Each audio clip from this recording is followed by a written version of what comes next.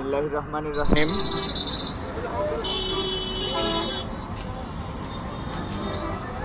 বন্ধুরা, এই মুহূর্তে আমি আছি বগুড়ার মাটিডালিতে।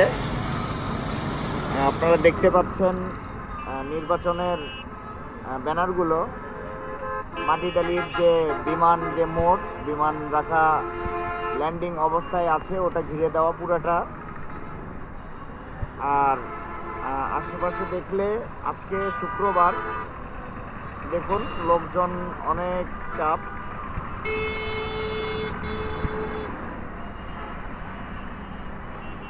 আর আরেকটা কথা, সেটা হচ্ছে যে আজকে কিন্তু তারেক রহমান সাহেব উনি কিন্তু বগুড়াতেই অবস্থান করছেন। গতকাল রাতে উনি বগুড়ায় সমাবেশ করেছেন।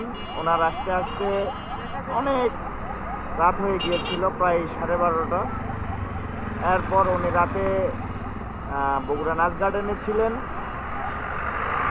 আর এখন বগুড়াতেই আছেন। এখন দেখা যাক উনি কোথায় যায়।